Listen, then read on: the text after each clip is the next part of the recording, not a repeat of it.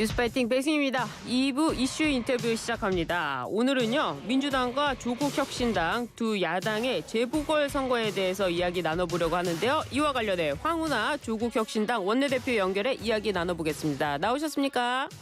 네, 안녕하세요. 안녕하세요. 조국혁신당과 더불어민주당이요, 부산 금정구청장에 나선 단일 후보로 민주당 김경지 후보로 정했습니다. 어렵게 단일화를 이뤘는데요. 국민의힘 텃밭 부산에서 의미 있는 성과 이룰 수 있을까요? 네, 민주당 김경지 후보 네. 단일화 후보로 선출된 것 축하드리고요. 네. 조국혁신당 유재정 후보로 됐으면 본선 경쟁력이 훨씬 더 높지 않았을까 하는 아쉬움은 있지만, 네. 그러나 김경지 후보로도 네. 이번에 금정에서 국민의힘 후보를 이길 수 있을 것이다 이렇게 믿습니다. 네. 우선은 단일화에 성공했기 때문에 이번 선거 구도가 명백하게 윤석열 정권 심판 성격의 선거 구도로 짜여졌고요. 네.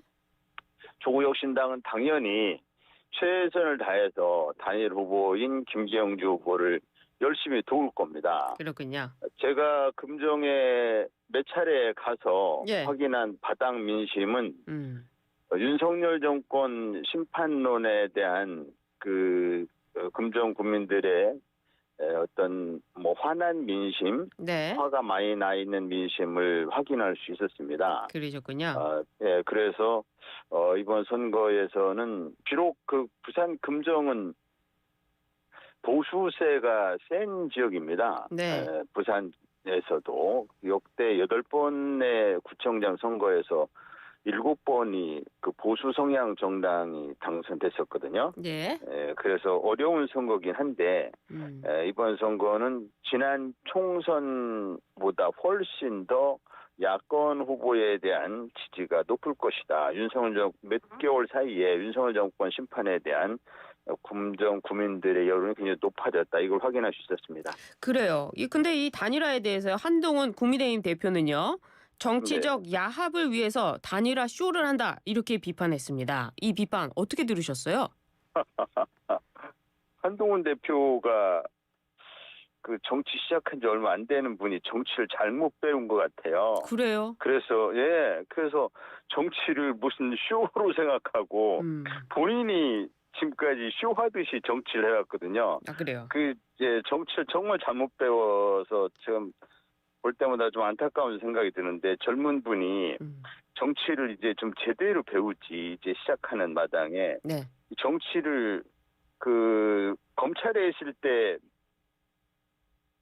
언론 플레이나 해가면서 국민 여론을 얼마든지 만들 수 있다고 하는 착각에 빠지면서 살아왔던 특수부 검사 출신인데, 네. 정치도 그렇게 생각해가지고 그냥 쇼로 얼마든지 국민 여론을 자신의 의도대로 형성할 수 있다 이렇게 착각하고 있는 것 같습니다.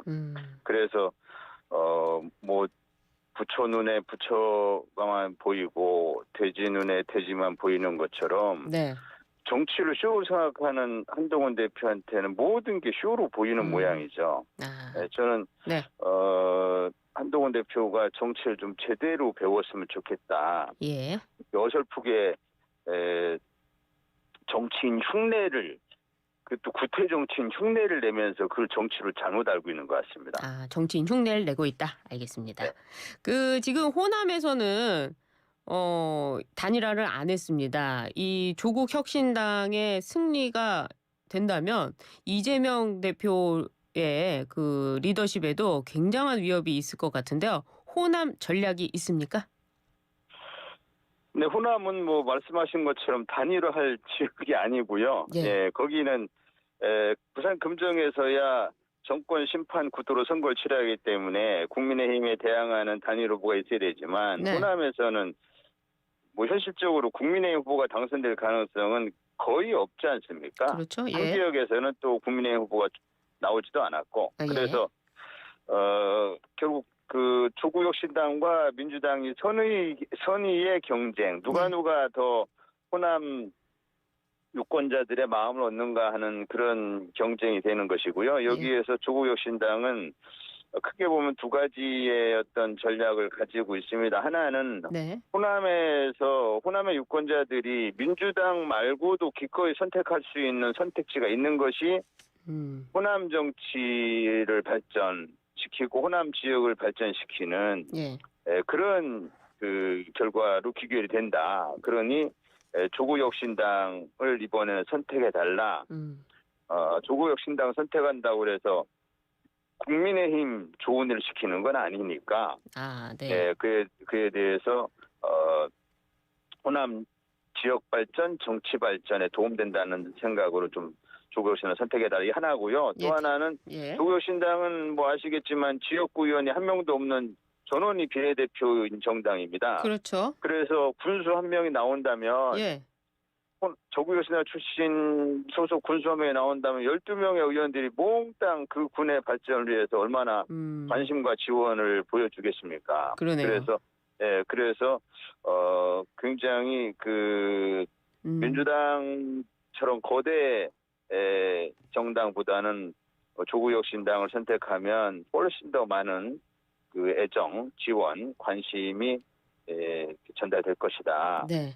이걸 좀 잘 호소할 생각입니다. 그래요. 호남의 대안정당이다 이 말씀해 주셨는데 이렇게 되면은 호남 지배 구조에도 영향을 미칠 것 같습니다. 향후 뭐 다른 재보궐 선거라든지 앞으로의 총선이라든지 굉장히 그 입지가 확대될 걸로 예상되는데 그렇게 예상을 하십니까? 당연히 조국혁신당도 그 장래적으로 네. 대중정당, 수권 정당을 지향하는 정당이지 않습니까? 예. 그래서 호남의 유권자들에게 조국혁신당의 어떤 뭐 존재감 뭐 이런 것을 이번 선거를 통해서 확실하게 좀 보여주고 싶은 것이고요. 네. 그래서 호남에서는 거듭 말씀드리지만 민주당과 조국혁신당이 선의의 경쟁을 펼치는 것이 바람직하기 때문에 장래 이제 내년 후년에 지방선거가 있지 않습니까? 그 지방선거 때 조국혁신당은 전면적으로 지방선거에 참여를 해서 그래서 호남 유권자의 마음을 얻기 위해서 노력할 것이고 그 출발점은 이번 재보궐 선거가 될 것이다 이렇게 생각하고 있습니다. 그리고 또 더 멀리 내다보면 우리나라 정치가 지금 양당제의 폐해 때문에 거대 양당의 폐해 때문에 그 후진성을 모면하고 있거든요. 정치가 국민들한테 불신을 많이 받고 그러니까 다른 당을 공격만 하면 그 반사이익만 얻는 그런 구조이거든요. 현재. 그리고 우리나라 정치가 가지고 있는 문제의 대부분이 양당제에서 비롯됩니다. 조국혁신당이 제3당으로서 우리나라 정치를 다당제로 바꾸는 그런 역할을 또 해야 합니다. 그 역시 출발이 이번 재보궐선거다 이렇게 보고 있습니다. 그런데 사실은 그 조국 대표는 또 이렇게 얘기했어요. 호남에서 공정하게 경쟁하고 그 뒤에 정권 교체를 위해 민주당과 철저하게 협력하겠다. 이거는 이재명 대표를 또 밀어주겠다. 민주당이 협력하겠다. 이 의미 아닙니까? 예전에 국민의당처럼 흡수되는 거 뭐 이런 일도 있을 수 있잖아요. 아니죠. 그 흡수 의미가 아니고 이건 무슨 의미죠? 이후에 조국 대표의 그 말씀은 이후에 대통령 선거 즉 정권 교체 때 민주당과 당연히 연대하고 협력할 것이다. 조국 대표가 어떤 인터뷰에선가 언론에서 이런 말씀도 하셨어요. 본인은 그 심상정 후보 같이 상황에 놓여 있다면 본인은 그 완주하는 선택은 하지 않을 것이다. 이런 표현을 한 적이 있는데 장래 이제 앞으로 몇 년 후에 대선이 어떻게 될지 지금부터 예상하는 것은 조금 시기상조입니다만은 만약에 이재명 대표가 야권의 후보로 된다면 조국혁신당은 당연히 정권 교체를 위해서 당연히 이재명 대표를 적극적으로 밀죠. 그건 너무 당연한 겁니다. 그래요. 그럼 그 조국혁신당이 국민의힘 쪽에 재집권을 바라겠습니까? 조국 대표가 대선 주자로 나올 가능성 없습니까? 그래서 아까 말씀드렸잖아요. 그건 뭐 앞으로 몇 년 후에 일이기 때문에 지금 대선 주자로 나올지 안 나올지 뭐 그 상황에 대해서 지금 말씀드리기는 어려운데 네. 이재명 대표가 지금과 같은 그 구도 즉 지지율 1위 아주 그것도 견고한 지지율 1위에 이런 그 현재 상황이 지속이 되고 실제로 이재명 대표가 대선 후보가 된다면 조국 혁신당은 아주 뭐 그 전폭적으로 이재명 대표를 지원하게 될 것이다. 그런 말씀을 네. 이제 하신 것이죠. 알겠습니다. 한동훈 대표 얘기가 또 나오는데요. 한동훈 대표는 이 민주당과 조국 혁신당의 호남 선거 경쟁에 대해서 선거를 경매판으로 만든다 이렇게 비판했거든요. 여기에 대한 말씀을 해주시자면요. 그 어떻게 표현하는 것마다 조금 네. 정당의 대표답지 않게 좀 품격이 없네요. 음. 이게 지금 영광의 그 후보들이 이제 그 당선되면 네. 어떻게 국민들에게 지원금을 내놓겠다 뭐 이런 거 가지고 얘기한 것 같아요. 네네. 근데 그 모든 영광의 모든 후보들이 사실 이런 정책을 내놓았는데 이것은 그 지역의 사정에 잘 맞는 그런 정책이기 때문에 모든 후보들이 내놓은 것이거든요. 예. 그리고 지역에서 확보한 재원을 지역민들에게 다시 지원하는 것은 그 위상적인 예산이고요. 또 그 한동훈 대표는 과연 그 지역의 소멸, 지금 소멸해가는 그 뭐 영광이라든지 곡성이라든지 이런 지역 소멸이라든지 또 인구 유출, 천구 유출, 청년들 특히 청년층 유출로 인해서 고통받고 있는 그 지역의 기본 소득 보장을 위한 정책 이에 대해서 뭔 대안이 있는지 그 묻고 싶습니다. 그래요. 알겠습니다. 이번에는요. 사건 사고 소식 좀 여쭤보겠습니다. 경찰대 출신이시고 또 경찰 출신이다 보시니까 저희가 네. 좀 여쭤보고 싶은 게 있는데 네. 문재인 전 대통령의 딸 문다희 씨가 면허 취소 수준의 음주운전으로 적발이 됐습니다. 신호 네. 위반한 정황도 포착이 됐는데요. 음주운전 자체가 문제 아니겠습니까? 이런 상황 어떻게 보시고 계십니까? 그게 뭐 특별히 뭐 제가 어떤 시각을 가지고 바라봐야 될 게 있나요? 그 음주운전 사고 그 누구도 법 앞에 평등한 것이고 음주운전 있으면 법대로 처리되는 것이고 하는 것이지 그것이 대통령의 딸이라고 그래서 전직 대통령의 딸이라고 그래서 그것이 뭐 특별히 달리 바라봐야 될 일이 있을까요? 그래요? 민주당에 계실 때 음주운전에 대해서는 굉장히 그 처벌을 높이자 해서 민주당에서도 음주운전에 대해서는 그 강한 입장을 내지 않으셨습니까? 이게 단순히 넘어갈 사안인가요? 아니 지금 그 음주운전에 대해서 그냥 넘어가는 게 아니잖아요. 지금 네. 그 적발이 되고 법대로 진행이 되는 거 아닙니까? 예. 네, 그거에 대해서 무슨 다른 언급이 필요한가요? 문다혜 씨는 처벌받으면 안 된다고 누가 얘기했나요? 처벌이 되면 된다. 아니 너무 당연한 거 아닌가요? 법대로 되는 것이지 어느 누구도 문재인 대통령께서도 그렇게 당연히 말씀하실 것이고, 예. 네 법대로 음주운전이 뭐 수치가 얼마 나오고 했으면은 그에 따라서 음주운전은 이 뭐 사회적 지위 고하를 막론하고 전부 굉장히 루틴화된 그 처리 네. 절차가 루틴화돼 있습니다. 그렇군요. 거의 기계적으로 처리가 됩니다. 그에 네. 대해서 어느 누구도 문다혜 씨에 대해서는 뭐 특별히 취급해달라 이렇게 얘기할 사람이 아무도 없을 거고요. 네, 그래요. 그것이 그 자체를 오히려 뭐 이슈화 삼으려고 하는 그런 시각 자체가 오히려 비정상적이죠. 네, 무슨 이슈가 됩니까 이게? 근데 사회적으로 뭐 가수라든지 아니면 연예인들이 음주운전을 했을 때도 굉장히 많은 비판을 받고 또 뭐 가수분들도 처벌을 받는데 이 뭐 민주당에서는 음주운전은 살인행위다. 뭐 대통령께서도 말씀을 하셨기 때문에 저희가 청취자를 대신해서 여쭤봤습니다. 네, 뭐 연예인이라든지 이런 분들 음주운전은 뭐 연예인들의 이런 분들은 특히 모범을 보여야 하기 때문에 더 이제 어떤 공인으로서의 모범을 보여야 하는 분들이기 때문에 비난 가능성이 더 높죠. 그래서 뭐 그런 분들이 음주운전하면 더 좀 사회적 비난이 높고 하는 것이죠. 지도층 인사라든지 연예인이라든지 이런 분들은 또 그런 음주운전에 대한 사회적 비난을 감수해야죠. 근데 문다혜 씨도 어쨌거나 전직 대통령의 딸이기 때문에 그런 정도의 비난도 있을 수 있는 거 아니냐 하는 뭐 근데 어느 국민들의 누구도 지금 민주당 제가 뭐 네, 자세히 알지 못해서 어느 누구도 지금 그 그래요. 윤대식에 대해서 처벌하면 안 된다 이런 얘기 한 사람 있습니까? 근데 법 앞에 평등하다 처벌하면 된다 이 네, 이게 말씀이시네요. 무슨 특별한 이슈가 됩니까? 알겠습니다. 다음 오늘부터 국감인데 국감 얘기 좀 여쭤보도록 하겠습니다. 네. 조국 혁신당이 서울 양평고속도로 종점 변경 관련해서 김건희 여사 일가 특혜 의혹을 재점화하면서 이 국정감사와 특검으로 진상 규명할 것이다 이렇게 밝혔는데요. 어떻게 준비 중이십니까?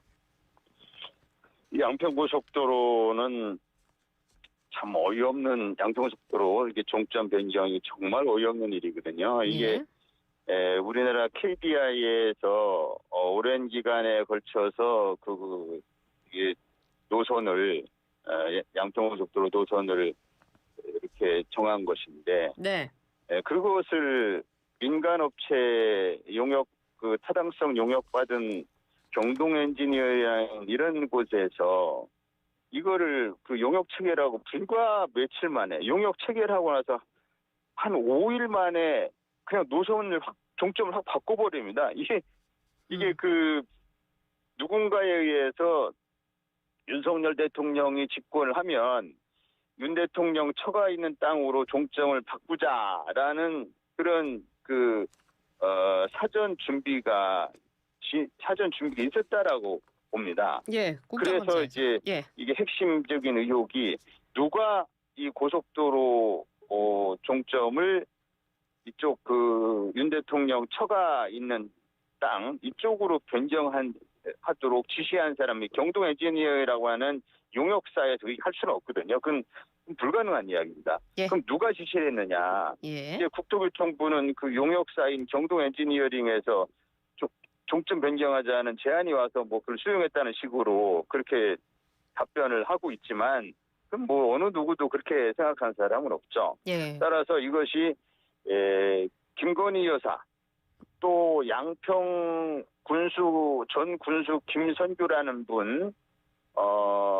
이런 쪽과 서로 이렇게 모종의 커넥션이 작동이 됐고 이 누군가가 이것을 적극적으로 대통령직 인수위 때 네. 이때 인수위원 역할을 하던 어떤 사람 중에 누군가가 이것을 이제 적극적으로 이 종점 변경을 추진했다. 예, 그 국정감사에서 이렇게 하신다는 거죠? 예. 네. 알겠습니다. 자, 또 들어보도록 하고요. 국정감사 하시면서 인터뷰 듣고 지금 원내대표님께서도 울산시장 선거 개입으로 10월에 2심 선고를 앞두고 계시고 또 조국 대표도 이달 말 또는 뭐 11월 안에 대법원 선고에 대한 예고 뭐 우려가 있습니다. 뭐 꼭 그 달이 아니라 하더라도 그런데 지금 이 총선에서 또 의석도 확보했고 호남에서 선거도 하고 있는데 앞으로의 사법 리스크 어떻게 풀어가실 예정이신지요?